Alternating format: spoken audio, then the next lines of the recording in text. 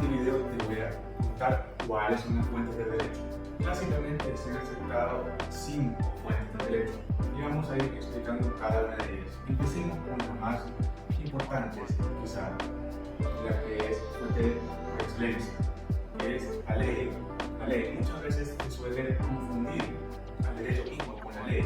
Hace algunas décadas la carrera de derecho se la denominaba la carrera de leyes, lo cual resulta impropio porque la ley es tan solo un tipo de norma jurídica de las tantas que conforman el derecho. Pero también se suele utilizar la palabra ley como sinónimo de norma jurídica, lo cual desde mi punto de vista no es estricto, sino que es impropio.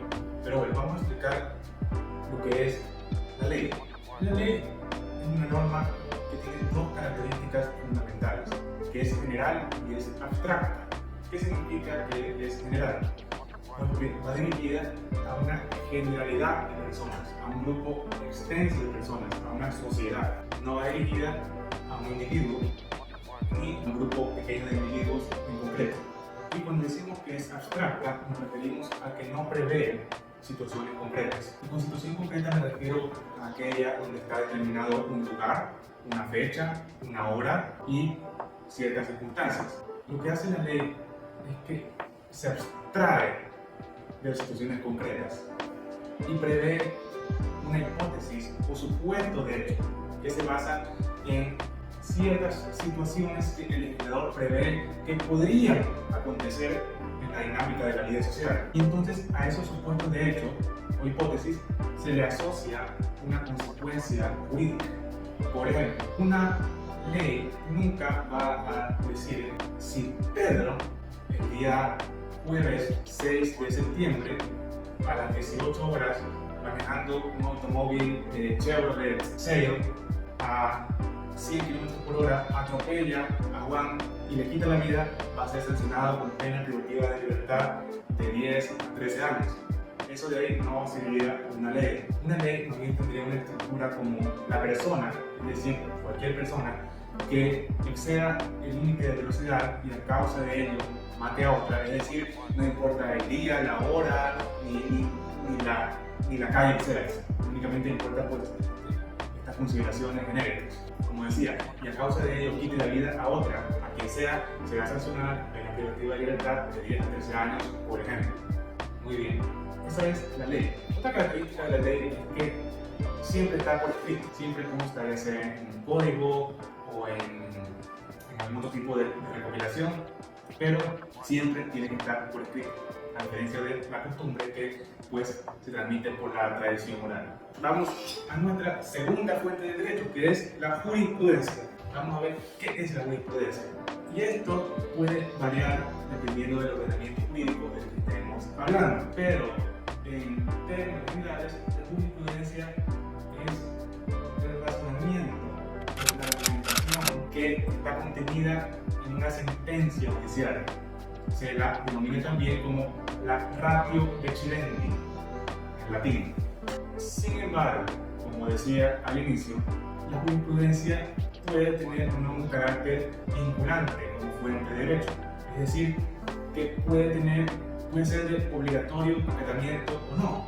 Por ejemplo, en mi país, en Ecuador, no toda sentencia judicial constituye jurisprudencia vinculante, sino que únicamente lo es cuando se cumplen ciertos requisitos. Y es más, únicamente puede ser jurisprudencia vinculante aquellos fallos que se dan en la Corte Nacional de Justicia, en el más alto tribunal del Poder Judicial que existe en este país. Y entonces, ¿cuáles son los requisitos? Primero que nada, que sea un fallo de triple reiteración acerca de un mismo punto de derecho, es decir, que tengan un mismo criterio acerca de un mismo punto de derecho. Pero aparte de esto, también es necesario que el Pleno de la Corte Nacional declare a ese fallo de triple reiteración como jurisprudencia vinculante. Esa declaración es indispensable para que ese fallo de triple reiteración se convierta en jurisprudencia de tipo vinculante. Y solamente cuando es así, pues se convierte en aquello. De lo contrario, pues son únicamente precedentes judiciales que pueden ser utilizados como referencia, pero no más que eso. Pero existe otro tipo de jurisprudencia en el ordenamiento jurídico ecuatoriano, que es aquella que emana de la famosísima Corte Constitucional, órgano que es el máximo intérprete de la Constitución, o también llamado el intérprete auténtico de la Constitución, y que por lo tanto puede declarar cualquier norma del ordenamiento jurídico como inconstitucional, lo que trae como consecuencia que esa norma no sea válida dentro del sistema. Pero la Corte no se limita únicamente a esto, sino que también puede conocer y resolver acerca de acciones de protección, acciones extraordinarias de protección, aunque las acciones de protección normalmente son tramitadas por jueces ordinarios, pertenecientes al Poder Judicial, pero bajo ciertas circunstancias podrían llegar a esta Corte. Sin embargo, las que siempre son tramitadas por esta Corte son las acciones extraordinarias de protección. Y estas acciones, pues, de estas acciones, como he dicho, la Corte puede aprovechar para hacer múltiples argumentaciones donde se puntualizan ciertas interpretaciones a la normativa constitucional. Y esta jurisprudencia de la Corte Constitucional siempre es vinculante, siempre es de obligatorio cumplimiento para todos los órganos del Estado. Trasladémonos ahora a la tercera fuente, que es la doctrina. Esta fuente tiene su particularidad y es que nunca es vinculante, nunca es de cumplimiento obligatorio, sino que tiene una función que nada de responsabilidad a las decisiones de la autoridad pública, en el sentido de que, por ejemplo, en una sentencia judicial, si el juez cita diferentes doctrinarios, diferentes tratadistas, que no son otra cosa que escritores en la materia jurídica y que tienen cierto prestigio, ¿qué pasa si el juez cita a la persona? Pues se va a dar al menos la sensación de que es una sentencia que tiene sustento, que está motivada, que no ha sido tomada de manera arbitraria, sino que se ha realizado el análisis jurídico correspondiente a través de la conjugación y de la unión entre hechos y derechos, entre lo fáctico y lo jurídico, y pues únicamente en base a ello se ha llegado a la decisión. Luego tenemos a otra fuente, que es la costumbre, pero como se dijo en el video titulado que en el derecho no es cualquier costumbre, sino únicamente cuando la ley se aplica a ella, es decir, únicamente cuando la ley expresamente indica que tal materia o tal situación se regirá conforme a la costumbre del lugar, entra a operar la costumbre. ¿Y qué entendemos por costumbre? Pues a una práctica que se realiza de manera habitual por parte del grupo humano. Y esa práctica además debe tener una especie de conciencia comunitaria de ser obligatoria, lo que no significa que jurídicamente lo sea, pero las personas deben estar convencidas o al menos sentirse presionadas socialmente a actuar conforme los dictados de esa costumbre. Por eso es que en la doctrina se suele decir que la costumbre se compone del corpus, que es efectivamente una práctica ejecutada recreativamente, y el animus, que es esa parte psíquica de estar convencido de que es correcto actuar conforme a los dictados de esa norma constitucional. Y nos vamos a nuestra última fuente, son los principios generales del derecho.